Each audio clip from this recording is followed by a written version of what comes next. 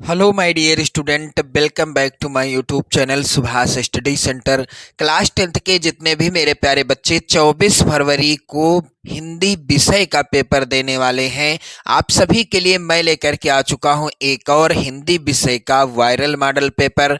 मेरे प्यारे बच्चों, इस वायरल मॉडल पेपर को यदि आप तैयार कर लेते हैं तो आप बोर्ड एग्जाम में 70 में 70 का टारगेट पूरा कर सकते हैं। मेरे प्यारे बच्चों, आज के इस वायरल मॉडल पेपर को मैं पूरा सॉल्व कराऊंगा।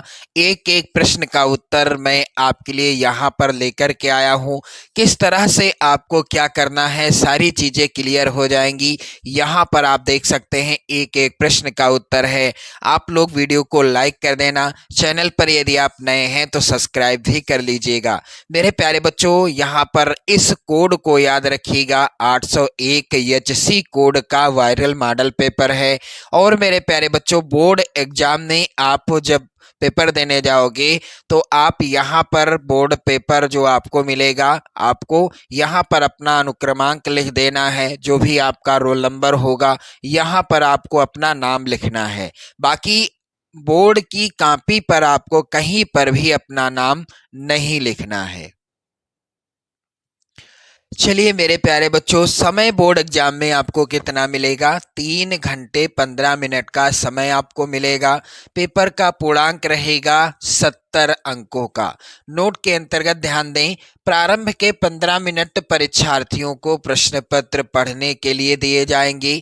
सभी प्रश्न करना अनिवार्य होगा और प्रश्न पत्र 2 खंडों में, खंड आ तथा खंड बा में विभक्त रहेगा। पेपर कितने खंडों में विभाजित रहेगा? 2 खंडों में, खंड आ और खंड बा में। मेरे प्यारे बच्चों, अगला निर्देश है यहाँ पर, खंड आ में 1 अंक के बहुविकल्पीय प्रश्न हैं जिनके सही उत्तर OMR उत्तर पत्रक पर नीले अथवा काले बाल पॉइंट कलम से सही विकल्प वाले गोले को पूर्ण रूप से काला कर चिन्हित करना है। यानी खंड आ के जो 20 बहुविकल्पी प्रश्न आएंगे, इन प्रश्नों का आंसर आपको OMR सीट में भरना होगा। यदि आपने OMR सीट में सभी प्रश्नों का उत्तर सही सही भर दिया, सही तरीके से भर दिया, तो आपके 20 नंबर पूरे पूरे पक्के हो जाएंगे। खंड आ के प्रत्येक प्रश्न का निर्देश पढ़कर केवल प्रदत्त OMR उत्तर पत्रक में ही उत्तर दें। OMR उत्तर पत्रक पर उत्तर देने के पश्चात उसे नहीं काटें तथा इरेजर अथवा व्हाइटनर का प्रयोग न करें। एक बार आपने जो गोला काला कर दिया OMR सीट में, अब उसको ना तो आप काट सकते हैं, ना ही उसे इरेजर से साफ करना है और ना ही आप व्हाइटनर का प्रयोग करेंगे। कुछ नहीं करना।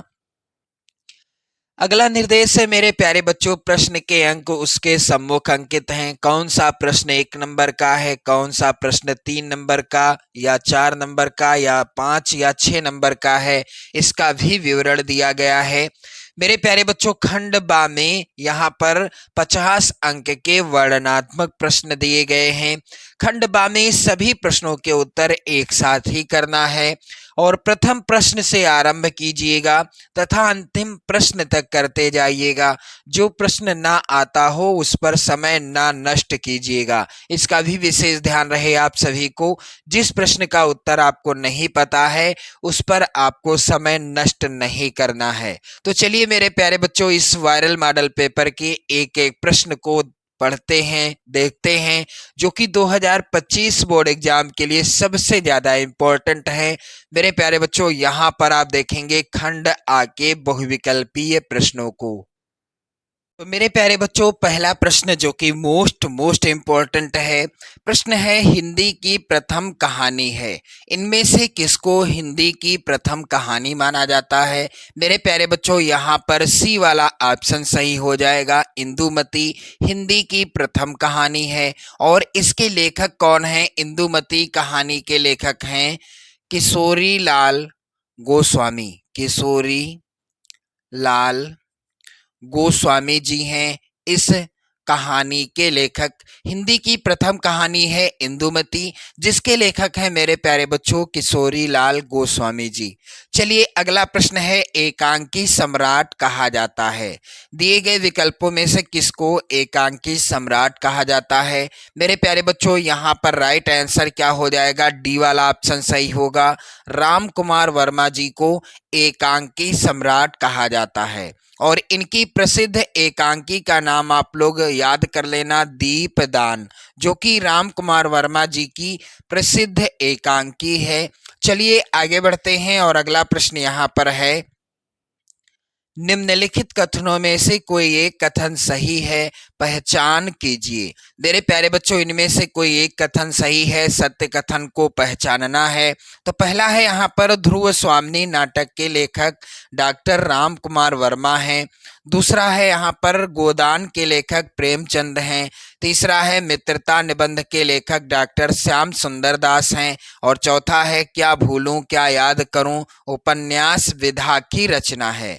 तो मेरे प्यारे बच्चों यहाँ पर राइट आंसर क्या है, कौन सा कथन सत्य है? यहाँ पर बी वाला कथन सही है, गोदान के लेखक प्रेमचंद हैं। बाकी यहाँ पर ये तीनों कथन क्या हैं? गलत हैं। चलिए अगला है प्रश्न यहाँ पर, हिंदी का प्रथम उपन्यास है। इनमें से हिंदी का प्रथम उपन्यास कौन सा है? तो यहाँ पर मेरे प्यारे बच्चों राइट आंसर होगा परीक्षा गुरु, जिसके लेखक कौन हैं? लाला श्रीनिवास दास। आप लोग याद कर लीजिएगा, लाला श्रीनिवास दास हैं परीक्षा गुरु के लेखक। अगला प्रश्न है, निम्न में से कौन सी शुक्ल युग की पत्रिका है? इनमें से कौन सी शुक्ल युग की पत्रिका है? तो मेरे प्यारे बच्चों यहाँ पर बी वाला ऑप्शन सही होगा, हंस पत्रिका शुक्ल युग की पत्रिका है। और इस पत्रिका के संपादक कौन थे? मेरे प्यारे बच्चों यहाँ पर आप लोग एक और पत्रिका याद कर लेना, मर्यादा। मर्यादा पत्रिका और हंस पत्रिका के संपादक थे मुंशी प्रेमचंद जी। कौन थे? मुंशी प्रेमचंद जी थे इस पत्रिका के संपादक। चलिए मेरे प्यारे बच्चों यहाँ पर अगला प्रश्न है, कठिन काव्य के प्रेत कहे जाते हैं। इनमें से किसको कठिन काव्य का प्रेत कहा जाता है? तो यहाँ पर राइट आंसर क्या होगा? बी वाला ऑप्शन सही होगा, केशव दास जी को कठिन काव्य का प्रेत कहा जाता है। मेरे प्यारे बच्चों केशव दास जी की प्रसिद्ध रचना है रामचंद्रिका। आप लोग याद कर लीजिएगा, रामचंद्रिका के लेखक कौन हैं? केशव दास जी हैं।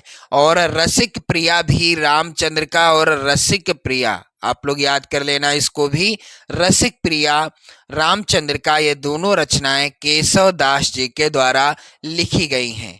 अगला प्रश्न है मेरे प्यारे बच्चों, नीरजा के रचनाकार कौन हैं? तो नीरजा के रचनाकार हैं, यहाँ पर राइट आंसर होगा बी वाला ऑप्शन, महादेवी वर्मा।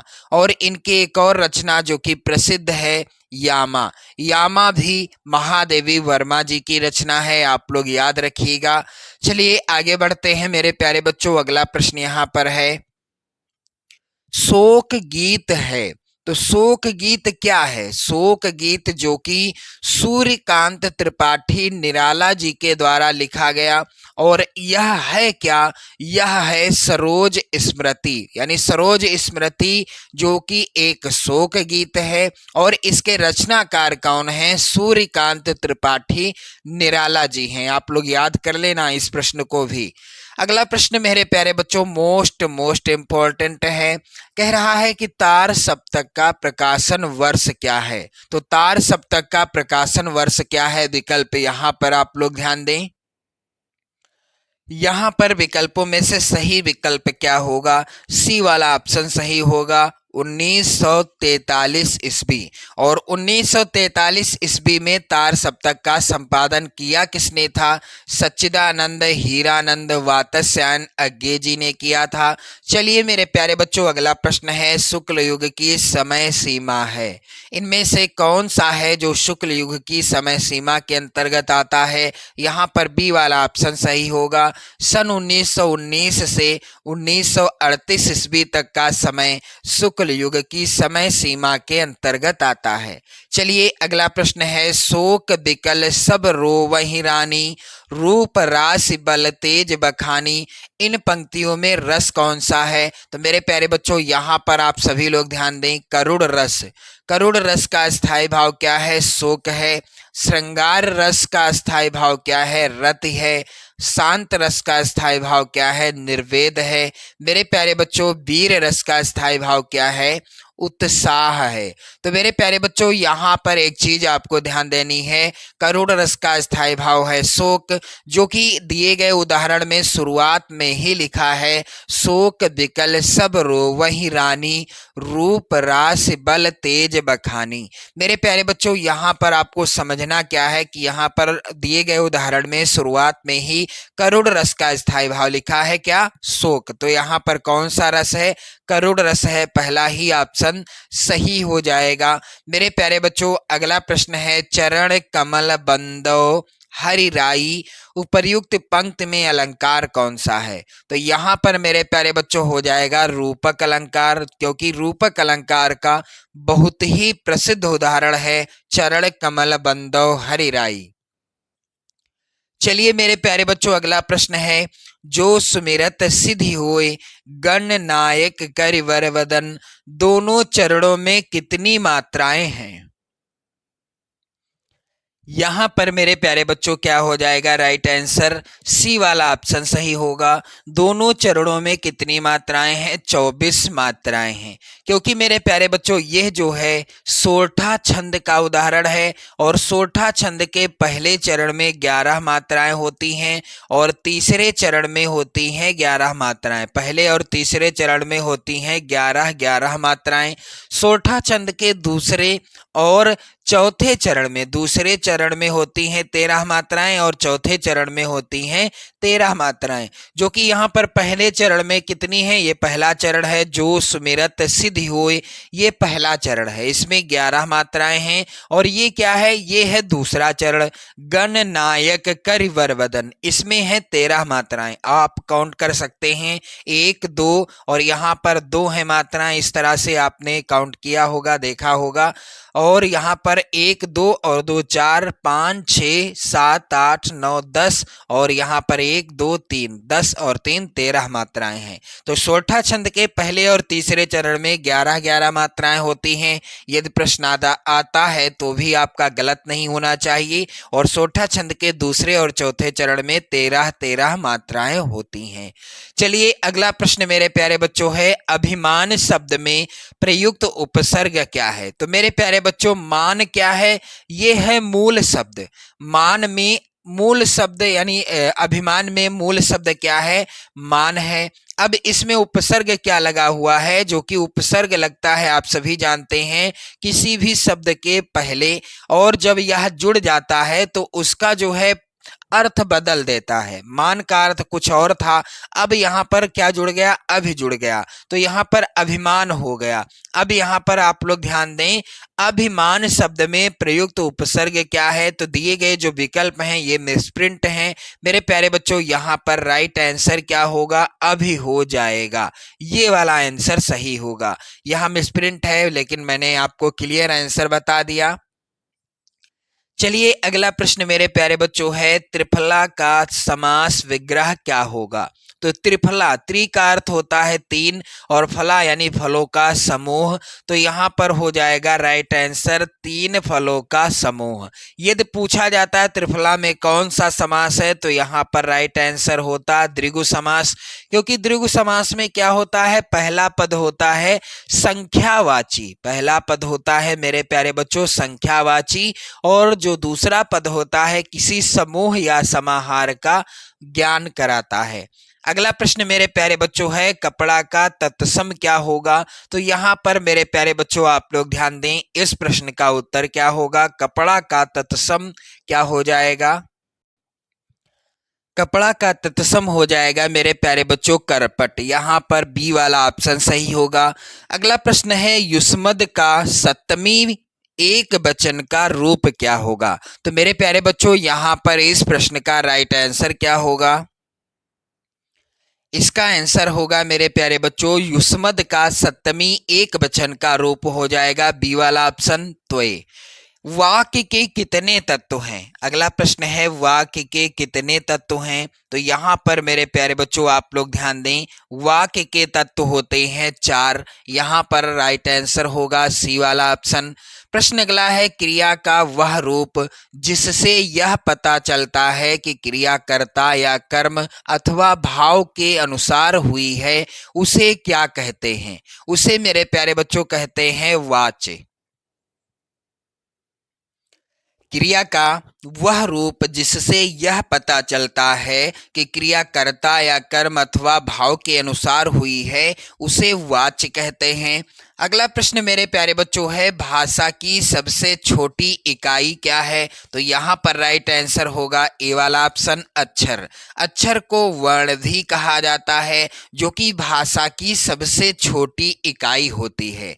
चलिए अब बारी आती है खंड बा के वर्णनात्मक प्रश्नों की ओर बढ़ने की, जिनका एक एक प्रश्न जो है वर्णनात्मक प्रश्नों को मैं एक एक प्रश्न को हल कराऊंगा।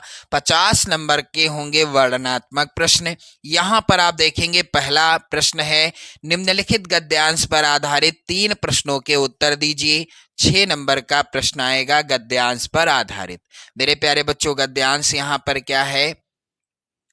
रोहतास दुर्ग के प्रकोष्ठ में बैठी हुई युवती, यहाँ पर युवती होगा, थोड़ा मिसप्रिंट है, मैं क्लियर कर रहा हूँ। ममता सोण के तीक्ष्ण गंभीर प्रवाह को देख रही है। ममता विधवा थी, उसका यौवन सोण के समान ही उमड़ रहा था। मन में वेदना, मस्तक में आंधी और मस्तक में आंधी, आंखों में पानी की, यहाँ पर आंखों होगा, थोड़ा मिसप्रिंट है, मैं बता रहा हूँ आपको, क्लियर कर लेना। पानी की बरसात लिए वह सुख के कंटक शयन में विकल थी।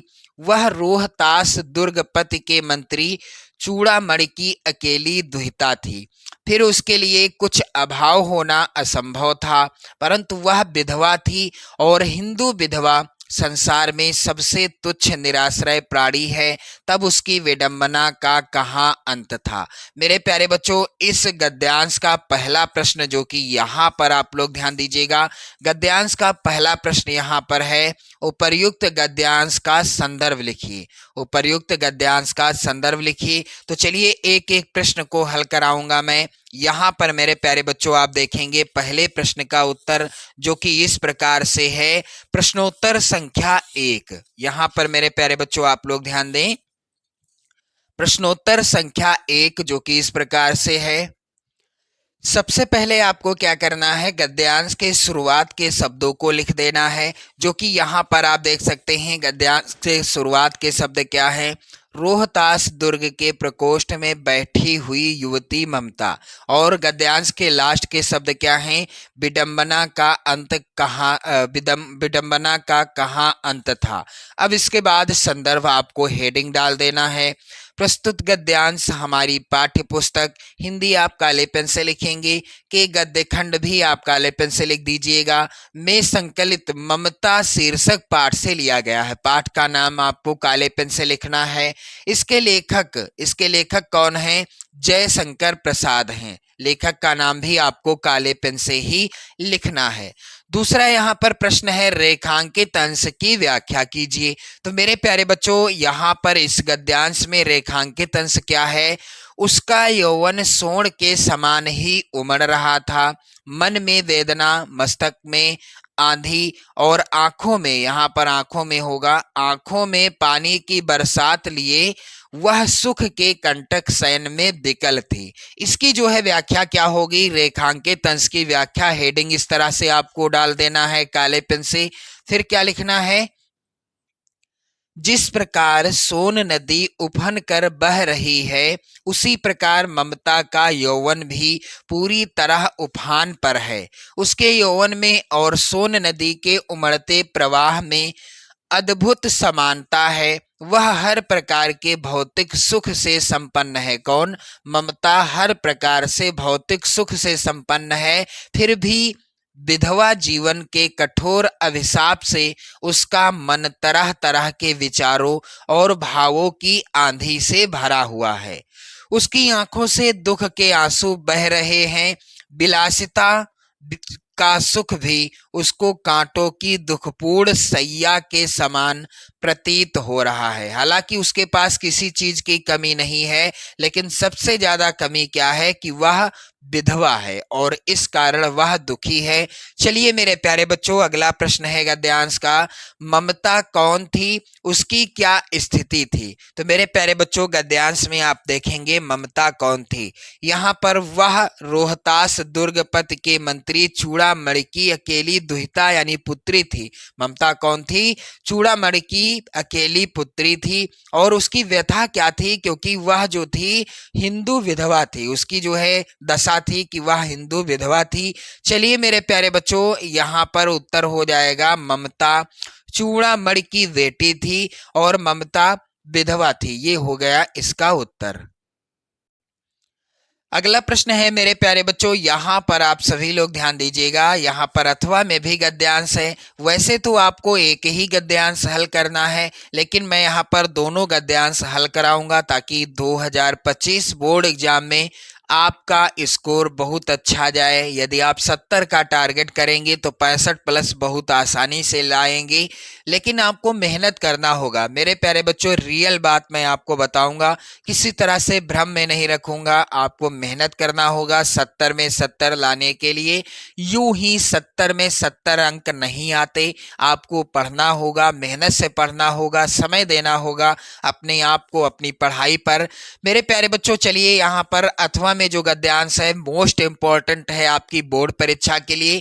गद्यांश है कि ईर्ष्या का यही अनोखा वरदान है, जिस मनुष्य के हृदय में ईर्ष्या घर बना लेती है, वह उन चीजों से आनंद नहीं उठाता जो उसके पास मौजूद हैं, बल्कि उन वस्तुओं से दुख उठाता है जो दूसरों के पास हैं।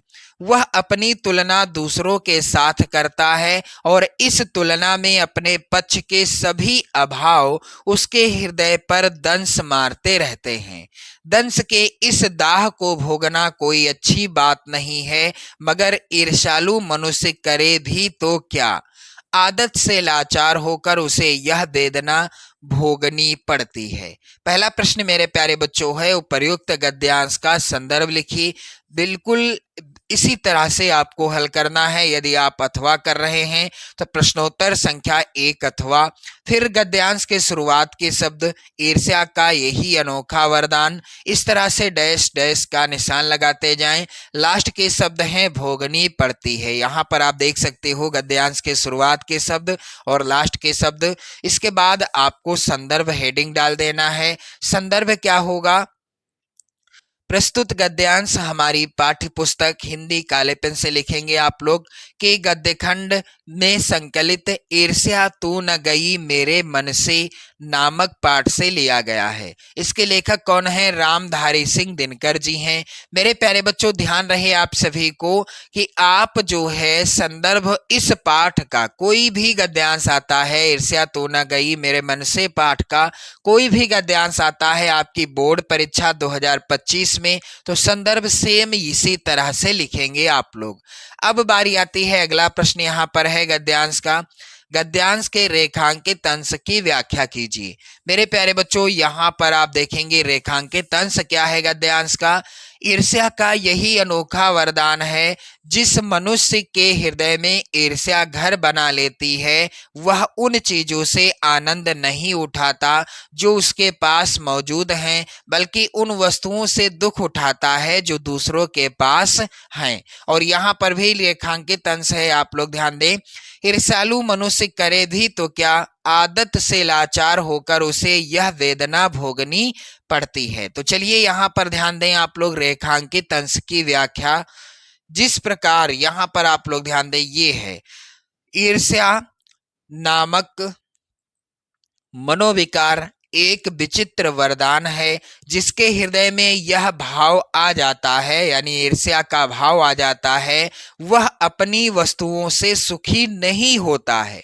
जिस व्यक्ति के मन में हृदय में ईर्ष्या का भाव आ गया, तो उसके पास जो वस्तुएं होंगी उनसे उसको सुख नहीं मिलने वाला, अपितु अन्य व्यक्तियों के पास होने वाली वस्तुओं के कारण ही दुखी रहता है। ईर्ष्यालु व्यक्ति स्वयं की तुलना अन्य से करता रहता है और तुलना में जो अभाव उसे स्वयं में मिलते हैं वह उसके हृदय को काटते रहते हैं। अब यहाँ पर मेरे प्यारे बच्चों अगला प्रश्न है, मनुष्य दुख क्यों उठाता है? तो मनुष्य क्यों दुख उठाता है? इसका उत्तर होगा, मनुष्य उन वस्तुओं के कारण दुख उठाता है जो दूसरों के पास हैं। अगला प्रश्न मेरे प्यारे बच्चों आप लोग यहाँ पर देखिए, निम्नलिखित पद्यांशों में से किसी एक पद्यांश के नीचे दिए गए प्रश्नों के उत्तर देना है और 6 नंबर का प्रश्न ये भी आएगा।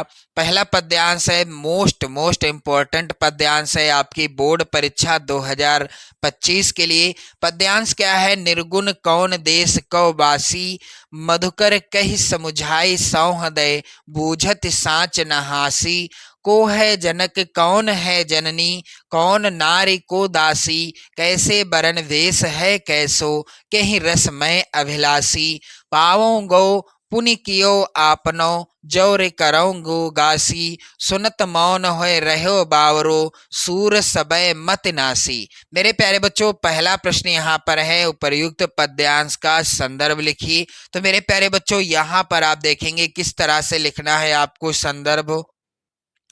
सबसे पहले प्रश्नोत्तर संख्या 2, इसके बाद पद्यांश के शुरुआत के शब्द हैं निर्गुण कौन देश, फिर इस तरह से डैश डैश का निशान लगाते जाएं और लास्ट के शब्द क्या हैं? सबय मत नासी। इसके बाद संदर्भ हेडिंग डाल देना है आप सभी को। प्रस्तुत पद्यांश सूरदास जी द्वारा रचित सूर सागर नामक ग्रंथ से हमारी पाठ्य पुस्तक हिंदी के काव्य खंड में संकलित पद शीर्षक से उद्धृत है। सूरदास जी का कोई भी पद आपकी बोर्ड परीक्षा में आता है तो संदर्भ आपको सेम इसी तरह से लिखना है। आप बिल्कुल अच्छे से ध्यान दीजिएगा। फिर इसके बाद आपको लिखना है प्रसंग, क्योंकि पद्यांश का प्रसंग भी लिखा जाता है, आपको भी प्रसंग लिखना होगा। मेरे प्यारे बच्चों इस पद में गोपियों ने गोपियां उद्धव के द्वारा उपदेश दी गई निर्गुण भक्ति का खंडन कर उन्हें अवाक कर देती हैं। तो चलिए एक एक लाइन की व्याख्या आप समझेंगे। यहाँ पर निर्गुण कौन देश कौ बासी, मधुकर कहीं समुझाई सौहृदय, बूझत साँच न हासी। हालांकि प्रश्न है रेखांकित अंश की व्याख्या कीजिए, लेकिन मैं आपको पूरे पद्यांश की व्याख्या बताऊंगा ताकि किसी भी तरह से आपको कंफ्यूजन ना हो। चलिए मेरे प्यारे बच्चों यहाँ पर पूरे पद्यांश की व्याख्या क्या होगी।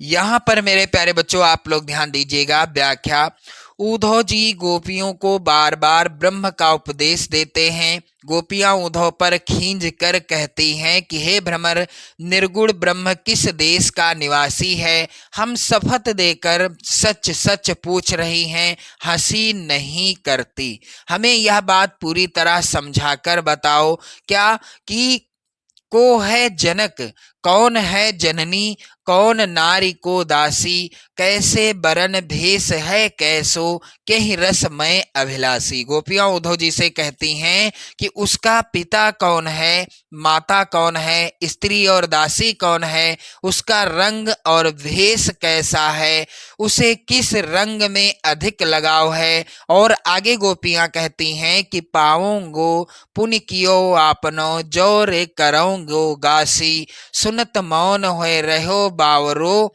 सूर सबय मत नासी। गोपियां उद्धव जी से कहती हैं कि यदि तुम कपट करोगे तो उसका फल स्वयं पाओगे।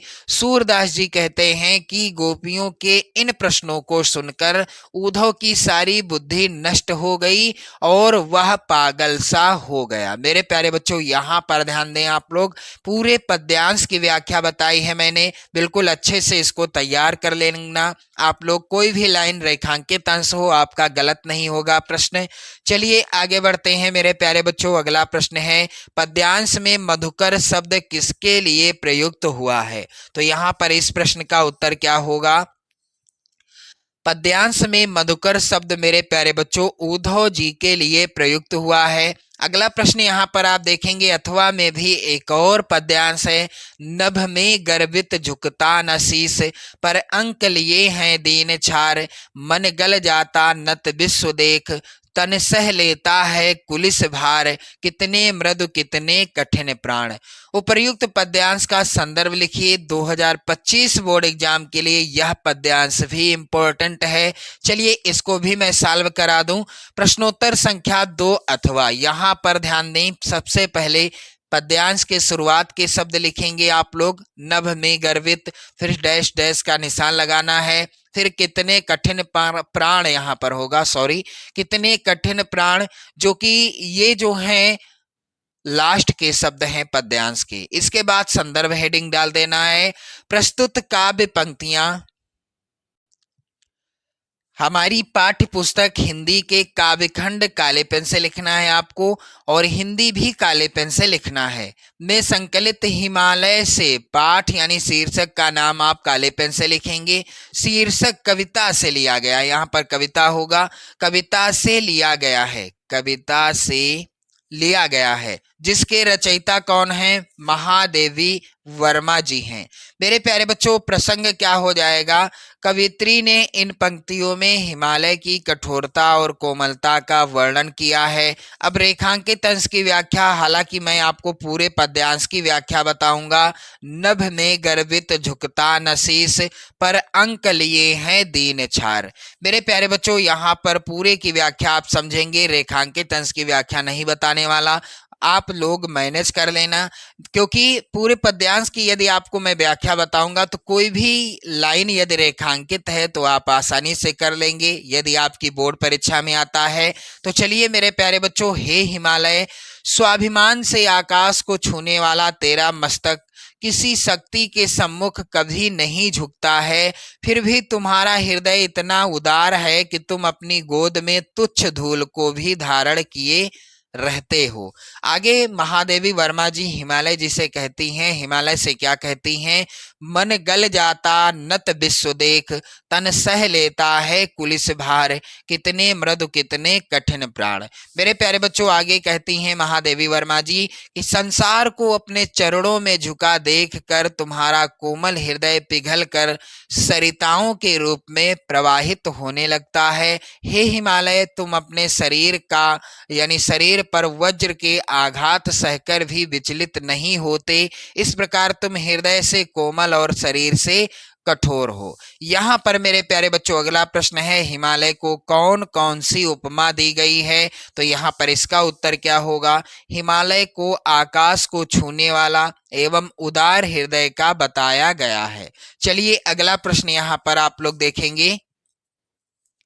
दिए गए संस्कृत गद्यांशों में से किसी एक का संदर्भ सहित हिंदी में अनुवाद कीजिए। 5 नंबर का प्रश्न आएगा। चलिए पहला गद्यांश यहाँ पर मोस्ट इंपॉर्टेंट है आपकी बोर्ड परीक्षा 2025 के लिए। मेरे प्यारे बच्चों, यहाँ पर गद्यांश आप लोग ध्यान दें। एषा नगरी भारतीय संस्कृति संस्कृत भाषायाश्च केंद्र स्थलम अस्ति। सबसे पहले आपको क्या करना है? प्रश्नोत्तर संख्या डाल देना है 3। फिर इसके बाद आप गद्यांश के शुरुआत के शब्द क्या हैं? ऐसा नगरी भारतीय संस्कृति। लास्ट के शब्द क्या हैं? भाषायाम कारिता है, यहाँ पर होगा। अब इसके बाद संदर्भ आपको लिखना है। प्रस्तुत संस्कृत गद्यावतरण हमारी पाठ्य पुस्तक हिंदी के संस्कृत खंड काले पेन से लिख देना के अंतर्गत वाराणसी नामक पाठ से उद्धृत है। पाठ का नाम काले पेन से लिखा जाएगा। मेरे प्यारे बच्चों, सारी चीजें आपको बिल्कुल वैसे ही लिखना है जैसा कि मैं आपको बता रहा हूं, और यहाँ पर इस पाठ का कोई भी गद्यांश आपकी बोर्ड परीक्षा में आता है वाराणसी पाठ का, तो संदर्भ सेम यही रहेगा, ध्यान रहे आप लोगों को। चलिए इसका हिंदी अनुवाद आप लोग देखिए। हिंदी अनुवाद क्या हो जाएगा? ऐसा नगरी भारतीय संस्कृति संस्कृत भाषायाश्च केंद्र स्थलम अस्ति। मेरे प्यारे बच्चों, हिंदी अनुवाद, यह नगरी भारतीय संस्कृति और संस्कृत भाषा का केंद्र स्थल है। आगे है मेरे प्यारे बच्चों, इत एव संस्कृत वाङ्मयस्य संस्कृतेश्च आलोकः सर्वत्र प्रासृतः। मेरे प्यारे बच्चों, इसका जो है हिंदी अनुवाद होगा, यहीं से संस्कृत साहित्य और संस्कृति का प्रकाश सब जगह फैला था। आगे देखेंगे आप लोग, मुगल युवराजा दारासिकोह अत्रागत्य भारतीय दर्शन शास्त्राणाम अध्ययनम अकरोत। मेरे प्यारे बच्चों, मुगल युवराज दारासिकोह ने यहाँ आकर भारतीय दर्शन शास्त्रों का अध्ययन किया था। आगे आप लोग ध्यान दें, सा तेषां ज्ञानेन तथा प्रभाविता अभवत यत तेन उपनिषदाम अनुवादा पारसी भाषायाम कारितः। मेरे प्यारे बच्चों, आगे हिंदी अनुवाद क्या हो जाएगा कि वह उनके ज्ञान से ऐसा प्रभावित हुआ कि उसने क्या किया, उपनिषदों का अनुवाद फारसी भाषा में कराया। चलिए आगे बढ़ते हैं। अगला प्रश्न यहाँ पर है मेरे प्यारे बच्चों, अथवा में भी एक गद्यांश है जिसको मैं सॉल्व कराता चलूंगा आप सभी के लिए। अथवा में गद्यांश है मेरे प्यारे बच्चों, नागरिका बहुकालम यावत अचिंतयत परम पहेलिकायाः उत्तरम दातुं समर्था न अभवत। अहम अस्या पहेलिकायाः उत्तरम न जानामि। इदं श्रुत्वा ग्रामीणा अकथयत यदि भवान उत्तरम न जानाति तार्हि ददातु 10 रूपकाणि। अतः मलेन मुखेन नागरिकेण शर्तायानुसारम 10 रूपकाणि दत्तानि। मेरे प्यारे बच्चों, इसका जो है संदर्भ क्या होगा, सबसे पहले क्या करना है, गद्यांश यदि आप हल कर रहे हैं अथवा वाला, तो सबसे पहले गद्यांश के शुरुआत के शब्द लिखना है आपको। प्रश्नोत्तर संख्या 3 अथवा हेडिंग डालने के बाद फिर लास्ट के शब्द हैं 10 रूपकाणि दत्तानि। इसके बाद संदर्भ क्या होगा मेरे प्यारे बच्चों, प्रस्तुत संस्कृत गद्यांश हमारी पाठ्य पुस्तक हिंदी के संस्कृत खंड के अंतर्गत प्रबुद्धो ग्रामीणा, पाठ का नाम आपको काले पेन से लिखना है, नामक पाठ से उद्धृत है। अब इसका हिंदी अनुवाद क्या हो जाएगा, यहाँ पर मेरे प्यारे बच्चों एक एक शब्द का आपको मैं हिंदी अनुवाद बताऊंगा। नागरिका बहुकालम यावत अचिंतयत परम पहेलिकायाः उत्तरम दातुम समर्था न अभवत। मेरे प्यारे बच्चों, हिंदी अनुवाद क्या होगा, नागरिक ने बहुत समय तक सोचा परंतु वह पहेली का उत्तर देने में समर्थ न हुआ। इसलिए क्या हुआ, अहम अस्याः पहेलिकायाः उत्तरम न जानामि। इसलिए उस ग्रामीण से कहा, क्या कहा, मैं इस पहेली का उत्तर नहीं जानता, मैं इस पहेली का उत्तर नहीं जानता। अब आगे क्या हुआ, इदम श्रुत्वा, या सुनकर, ग्रामीणा अकथयत यदि भवान उत्तरम न जानाति तार्हि ददातु 10 रूपकाणि।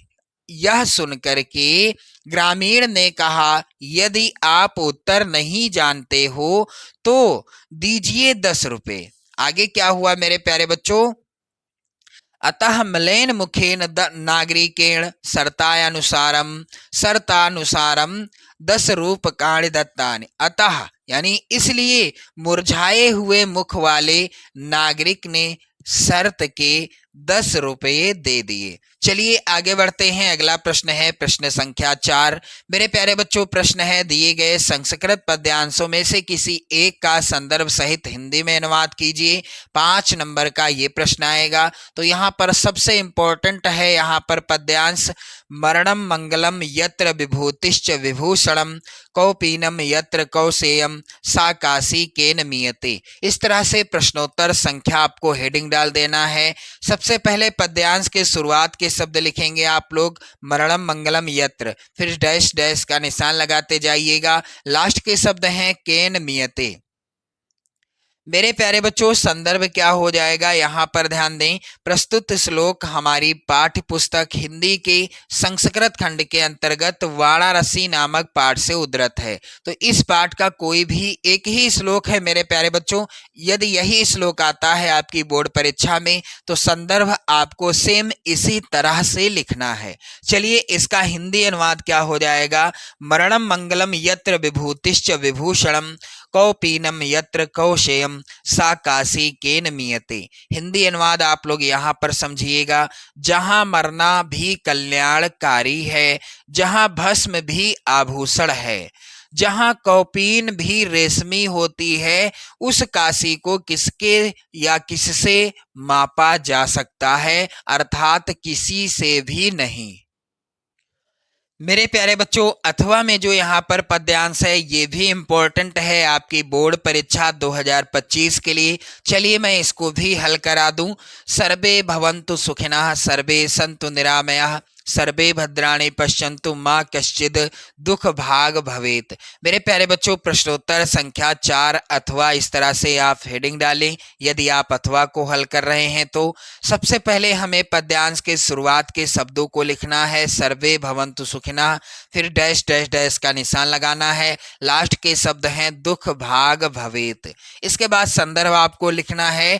प्रस्तुत श्लोक हमारी पाठ्य पुस्तक हिंदी के संस्कृत खंड के अंतर्गत भारतीय संस्कृति नामक पाठ से उद्धृत है। मेरे प्यारे बच्चों, चलिए हिंदी अनुवाद क्या होगा। सर्वे भवन्तु सुखिनः, सर्वे सन्तु निरामयाः, सर्वे भद्राणि पश्यन्तु माँ कश्चिद दुख भाग भवेत। इसका हिंदी अनुवाद क्या हो जाएगा कि सब सुखी हों, सब रोग रहित हों, सब कल्याण को देखें, कोई भी दुखी ना हो। मेरे प्यारे बच्चों, आगे बढ़ते हैं हम सभी लोग। आगे आप देखेंगे प्रश्न संख्या 5 जो कि इस प्रकार से है।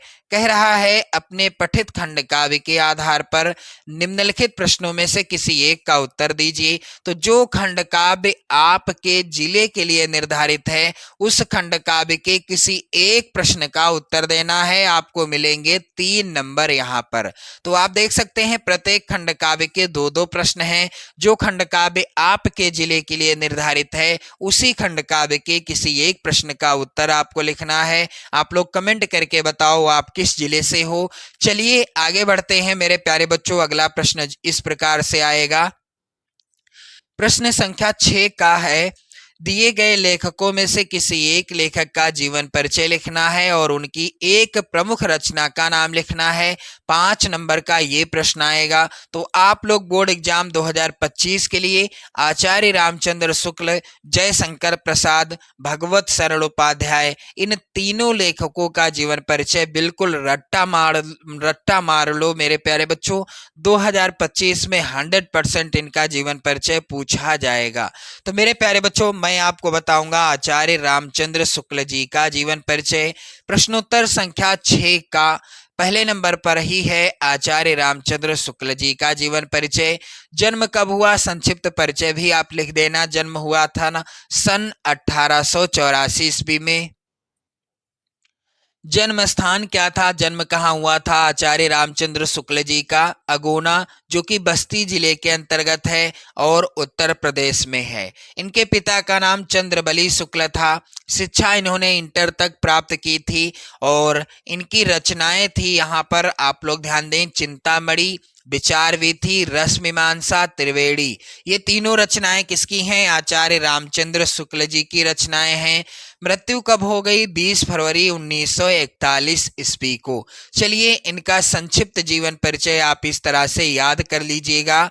आचार्य रामचंद्र शुक्ल का जन्म बस्ती जिले के अगोना नामक गांव में सन 1884 ईस्वी में हुआ था।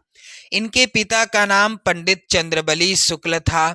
आचार्य रामचंद्र शुक्ल जी ने हाई स्कूल की परीक्षा मिशन स्कूल मिर्जापुर से उत्तीर्ण की तथा इंटरमीडिएट की परीक्षा अंतिम वर्ष में ही छूट गई थी। शुक्ल जी ने मिर्जापुर के न्यायालय में नौकरी कर ली, किंतु किसी कारण से उस नौकरी को भी छोड़ दिया। बाद में मिर्जापुर के मिशन स्कूल में चित्रकला के अध्यापक हो गए। स्वाध्याय से इन्होंने हिंदी, अंग्रेजी, संस्कृत, बंगला आदि भाषाओं का अच्छा ज्ञान भी प्राप्त कर लिया। इन्होंने पत्र पत्रिकाओं में लिखना आरंभ कर दिया। बाद में इनकी नियुक्ति काशी हिंदू विश्वविद्यालय में हिंदी के प्राध्यापक पद पर हो गई। बाबू श्याम सुंदर दास के पश्चात आचार्य रामचंद्र शुक्ल जी हिंदी विभाग के अध्यक्ष बने और इसी पद पर कार्य करते हुए सन 1941 ईस्वी में इनका परलोकवास हो गया। तो यहाँ पर इनकी प्रमुख रचना का नाम क्या है? चिंतामणि। चलिए आगे बढ़ते हैं और अगला प्रश्न यहाँ पर है, दिए गए कवियों में से 6 खा प्रश्न क्या है? दिए गए कवियों में से किसी एक कवि का जीवन परिचय देते हुए उनकी किसी एक रचना का उल्लेख कीजिए। 5 नंबर का प्रश्न ये भी आएगा। तो सूरदास, तुलसीदास, बिहारी लाल, इन तीनों कवियों का जीवन परिचय 2025 बोर्ड एग्जाम के लिए आप रट्टा मार लो, इन्हें आपको रट लेना है। बहुत ही ज्यादा इंपॉर्टेंट जीवन परिचय हैं, इनमें से जरूर पूछा जाएगा बोर्ड परीक्षा में। तो चलिए मैं आपको बताऊंगा सूरदास जी का जीवन परिचय। तो सूरदास जी का जीवन परिचय कैसे लिखना है, छेखा यहाँ पर आप लोग ध्यान दें। सूरदास जी का जीवन परिचय, सबसे पहले संक्षिप्त परिचय आप समझते चलें। जन्म कब हुआ सूरदास जी का? सन 1478 ईस्वी में। पिता का नाम रामदास सारस्वत और इनके गुरु का नाम क्या था? वल्लभाचार्य। सूरदास जी की रचनाएं कौन सी हैं? सूर सागर, सूरसारावली, साहित्य लहरी। और मृत्यु कब हो गई सूरदास जी की? 1583 ईस्वी में। मेरे प्यारे बच्चों, जीवन परिचय इनका क्या लिखा जाएगा, किस तरह से लिखा जाएगा, चलिए यहाँ पर आप एक एक चीज को समझते चलेंगे। मेरे प्यारे बच्चों, यहाँ पर आप लोग ध्यान दें। सूरदास का जन्म आगरा से मथुरा जाने वाली सड़क पर रुनकता नामक ग्राम में सन 1478 ईस्वी में हुआ था। विद्वानों में इनके जन्मांध होने के संबंध में मतभेद है। कुछ विद्वानों का मानना है कि सूरदास जन्म से अंधे थे, लेकिन कुछ का मानना है कि ये जन्म से अंधे नहीं थे। कुछ लोगों का विचार है कि सूर के काव्य में जैसा सजीव एवं स्वाभाविक चित्रण मिलता है, वैसा किसी जन्मांध से कभी भी कदापि भी संभव नहीं हो सकता है। जनश्रुति के आधार पर वह इन्हें बाद में अंधा हुआ मानते हैं। सूरदास सारस्वत ब्राह्मण परिवार में पैदा हुए थे। 18 वर्ष तक निकटवर्ती ग्राम में रहकर संगीत का अध्ययन किए। सत्संग के प्रभाव से उन्हें धर्म शास्त्रों का ज्ञान हो गया। बचपन से ही विरक्त हो यह गाऊ घाट पर रहने लगे थे। वल्लभाचार्य को इन्होंने एक स्वरचित पद सुनाया, जिस पर प्रसन्न होकर उन्होंने इनसे कृष्ण लीला को छंदबद्ध करने का सुझाव दिया। ये वल्लभाचार्य के शिष्य बन गए और वहीं गोवर्धन पर्वत पर बने श्रीनाथ जी के मंदिर में कीर्तन करने के लिए रख लिए गए। सूरदास जी अष्टछाप के सर्वश्रेष्ठ कवि हैं। इनकी मृत्यु पारसौली ग्राम में 1583 ईस्वी के आसपास हुई थी और इनकी प्रमुख रचना कौन सी है? सूर सागर है। चलिए आगे बढ़ते हैं। अगला प्रश्न मेरे प्यारे बच्चों है, अपनी पाठ्य पुस्तक से कंठस्थ कोई एक श्लोक लिखिए जो इस प्रश्न पत्र में ना आया हो। 2 नंबर का प्रश्न है। आप लोग ये गलती मत करिएगा कि आप वही श्लोक लिख दो जो बोर्ड एग्जाम के पेपर में आया हो, वो नहीं लिखना है, दूसरा लिखना है। जैसे कि यहाँ पर आप देख सकते हैं, उदाहरण स्वरूप प्रश्नोत्तर संख्या 7। यहाँ पर उत्तर आप देखेंगे, अपदो दूरगामी चा साक्षरो नाचा पंडितः अमुखः स्फुट वक्ता चा यो जानाति सह पंडितः। मेरे प्यारे बच्चों, ये श्लोक ऐसा श्लोक है जो बोर्ड एग्जाम के इस मॉडल पेपर में नहीं आया है, इसलिए मैंने यहाँ पर इसको लिखा है। चलिए आगे बढ़ते हैं। अगला प्रश्न यहाँ पर आप देखोगे, प्रश्न है, निम्नलिखित विषय पर पत्र लिखिए। 4 नंबर का प्रश्न आएगा। शहर की सफाई हेतु तो अपने शहर के मुख्य नगर अधिकारी को पत्र लिखिए अथवा आकस्मिक अवकाश हेतु तो अपने प्रधानाचार्य को एक पत्र लिखिए। मेरे प्यारे बच्चों, यहाँ पर आप लोग ध्यान दें, प्रश्नोत्तर संख्या जो 8 का अथवा है, आकस्मिक अवकाश हेतु तो अपने प्रधानाचार्य को पत्र लिखिए। कैसे आपको लिखना है, चलिए यहाँ पर ध्यान दें। प्रश्नोत्तर संख्या 8 अथवा सेवा में प्रधानाचार्य श्रीमान प्रधानाचार्य जी, आपको इसी तरह से लिखना है। केपी इंटर कॉलेज प्रयागराज, आप कोई भी विद्यालय लिख सकते हैं। उदाहरण के लिए विषय क्या रहेगा? आकस्मिक अवकाश हेतु प्रार्थना पत्र। अब आगे आपको क्या लिखना है? महोदय, सविनय निवेदन है कि आज कॉलेज आते समय मेडिकल चौराहे पर मेरी साइकिल स्कूटर से भिड़ गई, अर्थात मेरा एक्सीडेंट हो गया। मेरे दोनों पैरों और सिर पर चोट लग गई है। यद्यपि प्राथमिक उपचार कर लिया है, परंतु दर्द के कारण कक्षा में पढ़ने में असमर्थ हूँ। अतः आपसे निवेदन है कि मुझे 2 दिन का 15 व 16 अप्रैल 2000, यहाँ पर आप 25 लिख सकते हैं उदाहरण स्वरूप, या कोई भी डेट डाल सकते हैं, का आकस्मिक अवकाश प्रदान करने की कृपा करें। आपका आज्ञाकारी शिष्य, यहाँ पर जितनी भी बालिकाएं हैं यहाँ पर लिखेंगी आपकी आज्ञाकारी शिष्या। आपको नाम नहीं डालना है, का खा गा डाल सकते हैं, कक्षा 10 सेक्शन आ। दिनांक यहाँ पर आप डाल सकते हैं क्या, 24 फरवरी 2025। मेरे प्यारे बच्चों आगे बढ़ते हैं हम सभी लोग, और अगला प्रश्न यहाँ पर है मोस्ट इंपॉर्टेंट। निम्नलिखित प्रश्नों में से किन्हीं दो प्रश्नों का उत्तर संस्कृत में देना है आपको, और 2 नंबर का प्रश्न आएगा। तो चलिए मेरे प्यारे बच्चों यहाँ पर एक एक प्रश्न का उत्तर मैं आपको बताऊंगा, क्योंकि ये सभी प्रश्न इंपॉर्टेंट हैं आपकी बोर्ड परीक्षा 2025 के लिए। आप लोग वीडियो को जरूर शेयर कर दें, लाइक कर दें। चैनल पर यदि आप नए हैं तो चैनल को भी सब्सक्राइब कर लीजिएगा। चलिए प्रश्न यहाँ पर है, कुत्र मरणम मंगलम भवति, यानी कहाँ मरना मंगलकारी होता है। प्रश्नोत्तर संख्या 9 का पहला आप देखेंगे उत्तर, वाणारस्याम मरणम मंगलम भवति, वाणारसी में मरना मंगलकारी होता है। अगला प्रश्न मोस्ट इंपॉर्टेंट है, चंद्रशेखरः कः आसीत्, यानी चंद्रशेखर कौन था। इसका उत्तर क्या हो जाएगा मेरे प्यारे बच्चों, आप लोग यहाँ पर देख लीजिए उत्तर, चंद्रशेखरः एकः प्रसिद्ध क्रांतिकारी देशभक्ता च आसीत। चंद्रशेखर एक प्रसिद्ध क्रांतिकारी देशभक्त था। मेरे प्यारे बच्चों आगे बढ़ते हैं हम सभी लोग, और अगला प्रश्न यहाँ पर है, वातात शीघ्रतरम किम अस्ति, वातात अर्थात वायु से भी शीघ्र यानी तेज कौन चलता है। इसका उत्तर क्या होगा, मनः वातात शीघ्रतरम अस्ति, यानी मन जो होता है यह वायु से भी अधिक तेज चलता है। अगला है प्रश्न, वीरः केन पूज्यते, वीर की पूजा किसके द्वारा होती है, यानी वीरों को कौन पूजता है। तो उत्तर होगा वीरः वीरेण पूजते, वीर की पूजा वीर के द्वारा होती है। चलिए अगला प्रश्न यहाँ पर है, निम्नलिखित में से किसी एक विषय पर निबंध लिखिए। 7 नंबर का प्रश्न आएगा। मेरे प्यारे बच्चों इन सभी विषयों पर आपको निबंध तैयार कर लेना है। पहला विषय है बेरोजगारी की समस्या और उसका समाधान, दूसरा विषय है प्रदूषण की समस्या और समाधान, तीसरा विषय है स्वदेश प्रेम या देश प्रेम, चौथा है देशाटन से लाभ, पांचवा विषय है छात्र जीवन में अनुशासन का महत्व। ये सभी इंपॉर्टेंट विषय हैं आपकी बोर्ड परीक्षा 2025 के लिए। चलिए मैं आपको बता दूं, छात्र जीवन में अनुशासन का महत्व, इस विषय पर आप निबंध कैसे लिखोगे।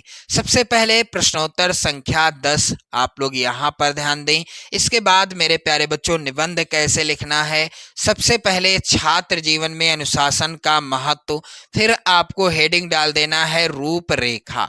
इसके अंतर्गत क्या रहेगा, प्रस्तावना, अनुशासन से तात्पर्य, अनुशासन का महत्व क्या है, विद्यालयों में अनुशासनहीनता और उसके कारण क्या हैं, और लास्ट की हेडिंग है उपसंहार। चलिए मेरे प्यारे बच्चों एक एक हेडिंग को बिल्कुल विस्तार से कैसे लिखना है। प्रस्तावना के अंतर्गत आपको क्या लिखना है, यदि आप छात्र जीवन में अनुशासन का महत्व इस विषय पर निबंध लिख रहे हैं बोर्ड एग्जाम में, तो विद्या का विनय से अत्यंत ही घनिष्ठ संबंध है।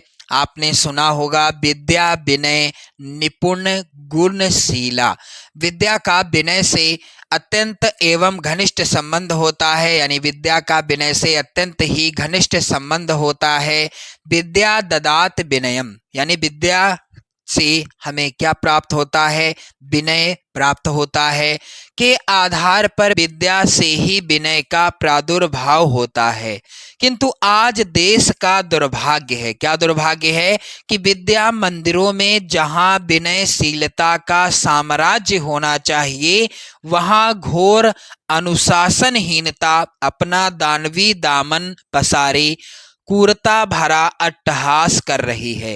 यानी जिन विद्यालयों में विद्या का क्या होना चाहिए, जिन विद्या मंदिरों में विनयशीलता का साम्राज्य होना चाहिए था, वहां अनुशासनहीनता अपना दानवी दामन पसारे क्रूरता भरा अट्टहास कर रही है। चारों ओर उच्छृंखलता का ही बोलबाला है, ना अध्यापकों में गुरु की महिमा यानी गरिमा है, और ना छात्रों का शील स्वभाव है। ये हो गई प्रस्तावना। अब मेरे प्यारे बच्चों यहाँ पर ध्यान दें, अनुशासन से क्या तात्पर्य है, ये दूसरी हेडिंग है। चलिए क्या हो जाएगा यहाँ पर आप लोग ध्यान दीजिएगा। अनुशासन शब्द शास धातु से बना है यहाँ पर, जिसका तात्पर्य शासन अथवा नियंत्रित करना होता है। सस धातु का तात्पर्य क्या होता है? सस धातु का नियंत्रित करना या मेरे प्यारे बच्चों शासन करना। विश्व के सारे कार्यकलाप, चाहे वह जड़ से संबंध हो अथवा चेतन से, एक निश्चित समय से आबद्ध होते हैं, यानी एक निश्चित समय से होते हैं। पृथ्वी, सूरज, चंद्रमा नियमानुसार नित्य एक निश्चित गति से चक्कर लगाते हैं। एक निश्चित अवधि पर ऋतुओं में परिवर्तन होता रहता है।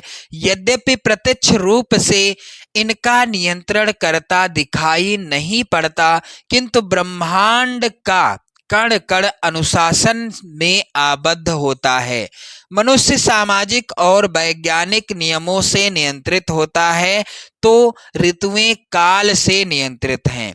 यदि ये नियंत्रण टूट जाए तो विश्व में बर्बरता व्याप्त हो जाए और संसार प्रलय के कगार पर लड़खड़ाता हुआ दिखाई देने लगे। अनुशासन अथवा नियंत्रण से जीवन सुखी और शांत होता है। और मेरे प्यारे बच्चों, अनुशासन जीवन को गति प्रदान करता है, उसे सुरक्षित रखता है और जीवन के उद्देश्यों को सार्थक बनाता है। अनुशासन से मनुष्य में शक्ति और आत्मविश्वास की भावना का उदय होता है एवं उसका मनोबल ऊंचा होता है। मेरे प्यारे बच्चों, अगली हेडिंग क्या है? अनुशासन का महत्व। इसके अंतर्गत आपको क्या लिखना है? मानव जीवन में अनुशासन का बड़ा महत्व है। अनुशासन से तात्पर्य मुख्यतः आत्मानुशासन से ही है। आत्मानुशासन अर्थात हमें अपने आप पर अनुशासन करना चाहिए। नियंत्रण तो भय और दबाव से भी किया जा सकता है। नियंत्रण किसी को डराकर भी उसे नियंत्रित किया जा सकता है, दबाव बनाकर नियंत्रित यानी रोका जा सकता है, किंतु उसका प्रभाव अस्थायी होता है, यानी वह कुछ देर के लिए होता है। नियंत्रण भय और दबाव के कारण कुछ देर तक व्यक्ति रुक सकता है डरकर, और भय और दबाव जब समाप्त हो जाएगा तो उसके पश्चात पुनः कुछ उच्छृंखलता की पूर्व स्थिति आ जाती है, जो अपने लिए, समाज के लिए और सारे विश्व के लिए अत्यंत ही घातक होती है। वही अनुशासन अपने सच्चे अर्थ में सार्थक होगा जो स्वेच्छा से ग्रहण किया गया हो, यानी वही अनुशासन अच्छा होता है जो अपने आप अपनी इच्छा से ग्रहण किया गया हो। जीवन के कार्य क्षेत्र में हमारे लिए अनेक कल्याणकारी नियम बनाए गए हैं, जिनका पालन करना हमारे कर्तव्य के अंदर आता है। उन नियमों का पालन बराबर कानून या डंडे के बल पर नहीं कराया जा सकता। व्यक्ति को स्वयं अपने को उन नियमों के अंतर्गत नियंत्रित करना होगा। यदि समाज के सभी नियम पूर्णतः नियंत्रित और अनुशासित हो जाएं, तो सर्वत्र सुख और शांति का साम्राज्य व्याप्त हो जाए तथा धरती पर स्वर्ग उतर आए। अनुशासन सभी सुखों की जड़ है। वह कठोरता का ऐसा पाषाण खंड है जिसके नीचे आनंद का मधुर जल स्रोत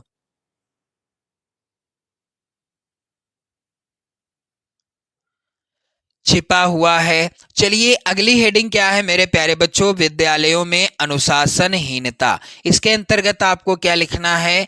छात्रों को अनुशासनहीन बनाने में आज का अनुशासनहीन सामाजिक वातावरण भी कम उत्तरदायी नहीं है। आज देश के 95% बच्चे ऐसे ही समाज में पल रहे हैं जहां चोरी, चोरबाजारी, भ्रष्टाचार आदि कुरीतियों का कोढ़ जमा है। बच्चों पर प्रत्यक्ष और परोक्ष रूप में इसका प्रभाव पड़ता ही है। वह राजनीतिक गुटबंदी सीखता है, सिनेमा के अश्लील गाने गाता है, फैशन परस्ती में अपना सारा समय व्यतीत करता है। पढ़ाई लिखाई की ओर भला ऐसी स्थिति में ध्यान किस प्रकार जा सकता है? चलिए मेरे प्यारे बच्चों, अंतिम हेडिंग है यहाँ पर उपसंहार।